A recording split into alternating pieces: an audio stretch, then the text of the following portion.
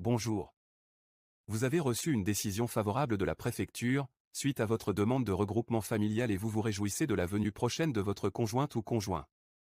Vous avez hâte d'accueillir votre famille, après plus de 18 mois de procédure? Ne vous réjouissez pas si tôt.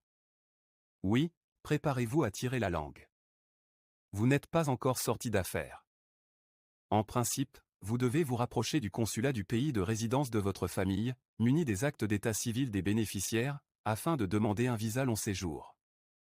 C'est un intermédiaire, partenaire extérieur du consulat, tel que Capago ou TLS Contact, qui enregistrera votre demande et par la suite, vous serez invité à suivre l'évolution de votre demande en ligne sur leur site web. En vous rendant sur le site du gouvernement, info.gouv, il est précisé que la demande de visa long séjour sur France Visa est traitée dans un délai de 45 jours à 2 mois maximum, sauf exception.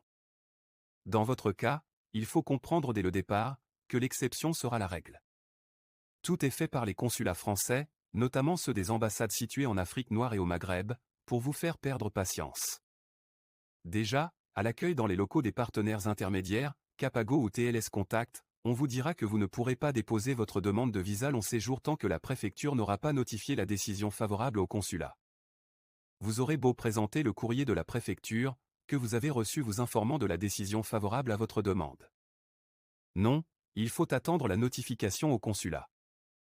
Cette notification peut prendre un mois. Voilà, c'est fait. Le consulat a été notifié et vous foncez faire votre demande de visa long séjour.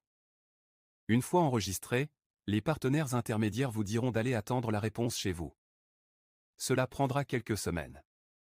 Pas plus. Vous serez informé par mail dans la boîte mail qui a servi à valider la demande de visa long séjour. La personne qui a enregistré votre demande de visa, dans un sourire rassurant, vous dira qu'il est également possible de suivre votre demande de visa en ligne. Vous rentrez donc serein chez vous. Quelle naïveté! Une semaine passe, puis 2, puis 3. Finalement un mois s'écoule, puis 2. Vous vous rappelez que sur le site du gouvernement il était dit que le délai maximum d'attente était de 45 jours à 2 mois, sauf exception. Inquiet, vous allez suivre l'état d'avancement de votre demande en ligne. Sur le site web de l'intermédiaire, Capago, ou TLS Contact, votre demande est toujours en attente, sans information supplémentaire. Parfois même l'accès à votre page de connexion est impossible, un message d'erreur est envoyé ou encore il est dit que vous avez dépassé le nombre de connexions nécessaires et donc, vous ne pouvez pas vous connecter. Ça commence bien. 2 mois déjà et toujours rien. Vous décidez donc de vous rendre au consulat, auprès de l'intermédiaire qui a enregistré votre demande de visa et, bingo, on vous annonce que les délais de traitement peuvent aller jusqu'à 4 mois car, dit-on, la vérification de l'authenticité des actes d'état civil prend du temps. Les services municipaux des pays africains et maghrébins sont lents. Il faut patienter. Au bout de 4 mois, toujours rien. Vous retournez auprès de l'intermédiaire qui a enregistré votre demande et là, bingo, on vous dit de rentrer attendre, car 4 mois ce n'est qu'un délai purement indicatif. Il ne sert à rien de faire un recours. Votre demande est en cours de traitement. Vous savez, on ne peut rien faire contre les lenteurs des services municipaux ici et blablabla. De retour chez vous, vous décidez d'aller fouiller sur le web et lire les avis des personnes qui sont dans la même situation que vous. Et là, patatras, vous lisez une note du consulat de France dans votre pays, qui dit que le délai moyen est de 6 mois. Madre de Dios, voilà une autre note du même consulat, qui dit que le délai n'est plus de 6 mois, mais de 2 fois 4 mois. Vous comprenez alors, que le consulat fait preuve d'euphémisme et n'ose pas dire 8 mois. 2 fois 4 mois c'est moins violent que 8 mois. On peut encore avaler cette pilule. Ce n'est pas tout. Caramba y carambita.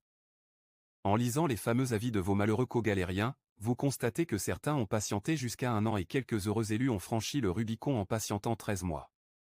Vous suffoquez? Vous êtes en apnée? Proche de la syncope? Rassurez-vous, juridicaire.com est là pour vous aider. Nous vous aidons dans le suivi de votre demande de visa long séjour en rédigeant pour seulement 14 € un courrier de relance à adresser au consul de France de votre pays de résidence et en vous expliquant comment faire pour vous assurer qu'ils le reçoivent bien. Et oui, si vous allez simplement le déposer dans les services de l'intermédiaire de visa, il vous dira qu'il ne peut transmettre votre courrier, qui ne relève plus de sa compétence. Juridicaire.com vous expliquera donc comment déposer ce courrier de relance et le rédigera pour vous, en des termes précis. Nous vous expliquerons également la suite de la procédure. Quand faire un recours et quel recours il est opportun de faire, gracieux ou hiérarchique. Tout cela, pour seulement 14,99 €. Par la suite, en cas de recours, juridicaire.com pourra vous accompagner dans la rédaction de celui-ci. Pour cela, je vous invite à vous rendre sur notre site web, afin de solliciter directement nos services d'accompagnement. Sachez seulement qu'au bout de 2 mois de silence de l'administration, votre demande doit être considérée comme rejetée. On parlera alors de rejet implicite. Certes, il faut également tenir compte des lenteurs de l'administration et ne pas effectuer rapidement un recours. Laissez passer un certain temps avant d'agir, mais ne laissez pas passer trop de temps.